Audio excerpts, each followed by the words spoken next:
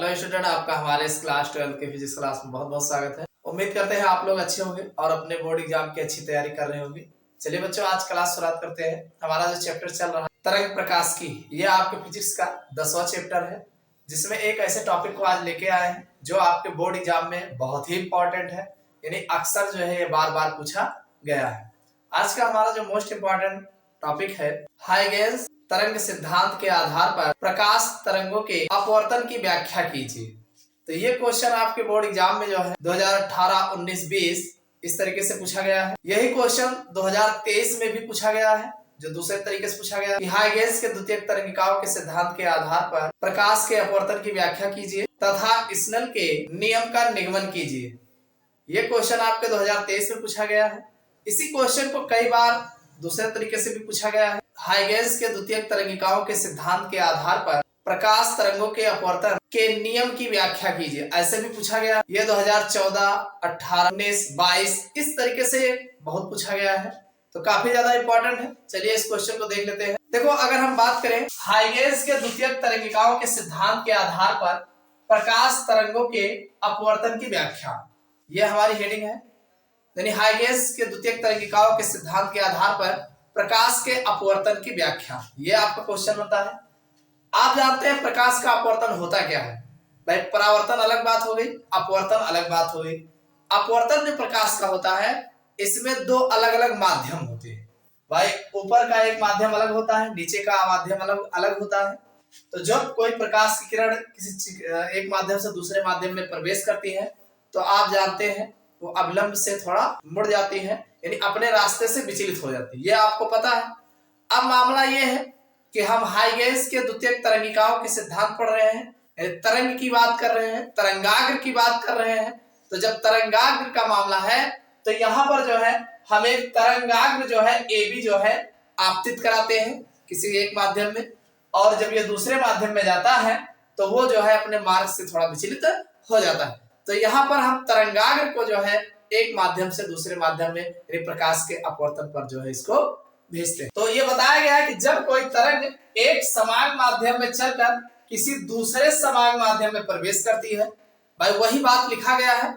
जब कोई तरंग जो है एक समान माध्यम से चलकर किसी दूसरे समान माध्यम में प्रवेश करती है, तो वह अपने मार्ग से विचलित हो जाती है। वही बात तो हुई भाई, कोई भी तरंग है जब एक समान माध्यम से दूसरे समान माध्यम में प्रवेश करती है, तो वह अपने मार्ग से विचलित हो जाती है। इस घटना को अपवर्तन कहते हैं भाई। प्रकाश का अपवर्तन किसे कहते हैं? इसी घटना को ही प्रकाश का अपवर्तन कहते हैं। इसमें तरंग की आवृत्ति नहीं बदलती, यानी जो तरंग की आवृत्ति होती है वो नहीं बदलता है, परंतु तरंग की चाल एवं तरंग दैर्घ्य बदल जाती है। यानी जो आवृत्ति होती है, जो तरंग की आवृत्ति होती है वो नहीं बदलता है, उसकी जो स्पीड होती है, चाल होती है, और उसका जो तरंग दैर्घ्य होता है वो भले ही बदल जाता है। समझ में आई बात? तो ये तो बात हो गई अपवर्तन की। अब यहाँ पर हम जो हाइगेंस के अनुसार बता रहे हैं, इसको चलिए देखते हैं। तो माना Z डैश, देखो ये जो डायग्राम बना है, इसी के आधार पर आप देख करके इसको लिख सकते हो, बस थोड़ा समझ में आपके आना चाहिए। चलिए देखते हैं। देखो, एक माना Z डैश समतल पृष्ठ है। देखो, एक Z इधर लिखा है, एक Z डैश इधर लिखा है, एक रेखा खींची गई है। ये जो है समतल पृष्ठ है जो दो माध्यमों को अलग करता है भाई। ये जो Z डैश है, ऊपर का माध्यम अलग होगा और नीचे का माध्यम अलग है, तो ये दो माध्यमों को अलग करता है। इन माध्यमों में तरंग की चालें क्रमशः B1 व B2 है भाई। जाहिर सी बात है, ऊपर वाले माध्यम में तरंग की चाल B1 होगी और दूसरे वाले माध्यम में तरंग की चाल B2 हो जाएगी। तो यानी इन दोनों माध्यमों में तरंग की चाल B1 व B2 है। माना पहले माध्यम में एक समतल तरंगाग्र AB तिरछा आपतित होता है भाई। पहले माध्यम में जो ऊपर वाला मीडियम है, इस माध्यम में मान लीजिए कोई हमारा तरंगाग्र है जो तिरछा आपतित होता है, तो तिरछा AB आपतित होगा। AB जो है एक तरंगाग्र है जो इस समतल पृष्ठ पर तिरछा आपतित होता है, जो Z डैश को t बराबर 0 समय पर स्पर्श करता है। यानी जो ये समतल तरंगाग्र, जो आप ये जो तरंगाग्र है AB, जब तिरछा आपतित होता है तो ये t समय यानी t बराबर 0 पर, अगर 0 समय पर देखा जाए तो ये बिंदु A पर जो है स्पर्श करता है। समझ में आई बात करें? यानी जो AB तरंगाग्र है, ये जो हमारा समतल पृष्ठ बिंदु ए पर जो है ये स्पष्ट करता है कब ये वहां पर पहुंचता है, बिंदु ए पर पहुंचता है। कब पहुंचता है? जब t बराबर 0 समय हो। मान लीजिए एक समय हमने ले लिया t बराबर 0, स्पर्श करता है तथा तरंगार्थ के बिंदु B को a डैश तक पहुंचने में t समय लगता है। भाई अब यहाँ पर ए बिंदु यहाँ पर स्पर्श किया, ए बिंदु पर तरंगार्थ, तो अब कब t बराबर 0, अगर मान लीजिए B बिंदु को a डैश पर स्पर्श करना हो तो कम से कम t बराबर 0, t बराबर कोई समय लिया जाएगा, यानी t समय बाद जो है ये B बिंदु जो है a डैश पर स्पर्श करता है, करेगा, ऐसा भी कर सकते हैं। तब B a डैश बराबर B1t हो जाएगा। भाई B a डैश यानी इतनी दूरी जो होगी तो B a डैश को हम लिख सकते हैं B V1t लिख सकते हैं। क्या लिख सकते हैं? B1। भाई B1 ये इधर की चाल है और t समय लगा है तो ये B1t हो जाएगा। ऊपर वाले माध्यम के लिए ये B1t हो जाएगा जब B जो है बिंदु A डैश पर पहुंचता है। तरंगाग्र AB को आगे बढ़ाने पर, मान लीजिए तरंगाग्र जो हमारा AB है इसको आगे की ओर बढ़ाते हैं, तो आगे की ओर बढ़ाने पर बिंदु A व A डैश पर टकराते हैं। भाई जब ये तरंगाग्र आगे बढ़ेगा तो बिंदु A और A डैश पर टकराएगा, ये तो मान लीजिए पहले टकराएगा, t समय बाद टकराएगा। तो वही कहा गया कि तरंगाग्र AB को आगे बढ़ाने पर वह बिंदु A व A डैश पर टकराते हैं जिससे हाइगेंस की गोलीय तरंगिकाएं निकलने लगती है। भाई जब इस तल पर ये टकराएगा तो टकराने के बाद यहाँ पर हाइगेंस की जो है द्वितीय तरंगिकाएं जो है उत्पन्न होने लगेंगी, जो पहले माध्यम में B1 चाल से तथा दूसरे माध्यम में B2 चाल से आगे बढ़ती है।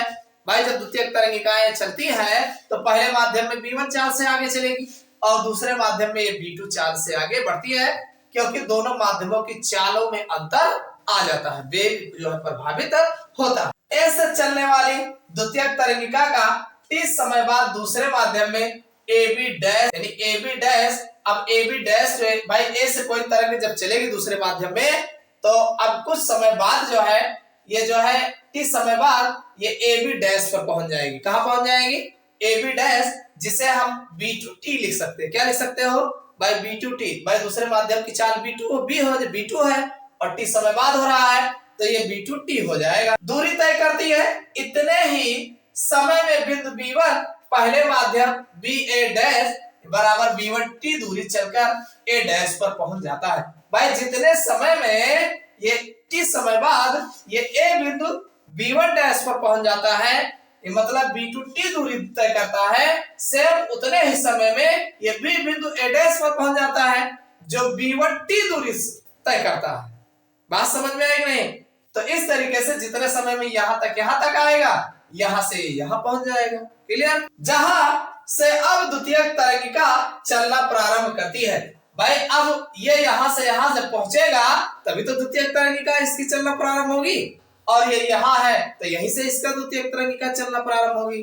इस प्रकार AB डैश बराबर B2t, अगर हम AB डैश को देखें तो ये बराबर होगा B2t के, तथा BA डैश अगर इसकी बात करें तो BA डैश बराबर होगा B1t के। बिंदु A को केंद्र मानकर, देखो भाई अब ये जो बिंदु A है इसको केंद्र मानकर, बिंदु A को केंद्र मानकर एक चाप AB डैश खींचते हैं, यानी A और B एक चाप जो है खींचते हैं। आपतित तरंगाग्र AB के आगे बढ़ने पर तथा द्वितीय तरंगिका A डैश B डैश को स्पर्श करती है। भाई जब यहाँ से केंद्र मानकर यहाँ का एक चाप खींचते हैं तो जब द्वितीय तरंगिकाएं चलती है तो हम क्या करते हैं, A डैश B डैश यानी B डैश को स्पर्श करती हुई एक रेखा B डैश A डैश जो है खींचते हैं। A को केंद्र मानकर एक चाप AB डैश खींचते हैं। आपतित तरंगाग्र AB के आगे बढ़ने पर, यानी जो AB है इसके आगे बढ़ने पर तथा द्वितीय तरंगिकाओं A डैश B डैश को स्पर्श करती है, अतः A डैश B डैश अपवर्तित तरंगाग्र होगा। यानी यहाँ पर A डैश B डैश कौन होगा? ये अपवर्तित तरंगाग्र होगा, यानी AB जो तरंगाग्र है ये आपतित तरंगाग्र होगा, और ये जो है A डैश B डैश जो है ये अपवर्तित तरंगाग्र होगा। समझ में आई बात कि नहीं? इसको खींचा कैसे गया है, यहीं से एक बिंदु A से केंद्र मानकर एक चाप लगाते हैं और लगाने के बाद इसको जो है स्पर्श करता हुआ A डैश B डैश एक रेखा खींचते हैं जो अपवर्तित तरंगाग्र होता है। समझ में आई बात कि नहीं? कुछ नहीं है, इसको आप अपनी भाषा में भी लिख सकते हो। भाई ये हमारा जेड डैश एक समतल पृष्ठ है जो दो माध्यमों को, ऊपर अलग माध्यम है और दूसरा अलग माध्यम है, दो समान माध्यमों को जो है अलग करता है। भाई पहले माध्यम की चाल जो होगी v1 होगी और दूसरे माध्यम की चाल जो होगी v2 होगी। पहले माध्यम में एक समान तरंगाग्र जो है AB जो है इस पृष्ठ पर तिरछा आपतित कराते हैं। तो जब तिरछा आपतित कराते हैं तो ये हमारा बिंदु B जो है A डैश पर पहुंचने के लिए इतनी दूरी तय करता है, तो ये B1T हो जाता है। क्या होता है? B1T समय बाद। भाई T बराबर 0 पर अगर देखा जाए तो हमारा तरंगाग्र AB की स्थिति में होता है और बिंदु A जो है यहाँ पर समतल पृष्ठ पर यहाँ पर स्थिति A पर होता है। और T समय बाद अगर देखा जाए तो ये A वाला बिंदु जो है AB डैश पर पहुंच जाता है। तो इसकी अगर दूरी देखोगे तो ये B2T हो जाएगा। T समय बाद ये B2T हो जाएगा जो AB डैश बनेगा। और जो B बिंदु है ये A डैश पर जब पहुंचेगा तो ये B1T दूरी तय करेगा T समय बाद। समझ में आई बात? तो इसी के बारे में लिखा गया, कुछ और नहीं है। तो अगर हम समकोण त्रिभुज AB डैश में, यानी हमारे पास एक समकोण त्रिभुज AB डैश, जरा इसको देख लेते हैं। तो अगर यहाँ पर देखा जाए तो साइन I बराबर आप लिख सकते हैं साइन I बराबर भाई BA डैश, ये हो जाएगा BA डैश।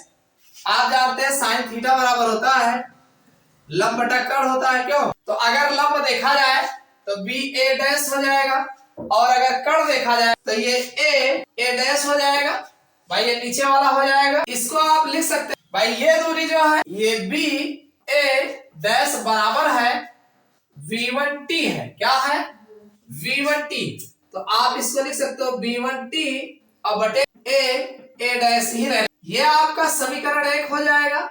इसी तरीके से समकोण त्रिभुज AB डैश A डैश अगर हम इसमें बात तो यहाँ पर ये जो है 90 डिग्री बनेगा। भाई समकोण त्रिभुज AB डैश A डैश में अगर हम यहाँ पर देखें तो साइन R बराबर AB डैश हो जाएगा AB डैश बटे A डैश।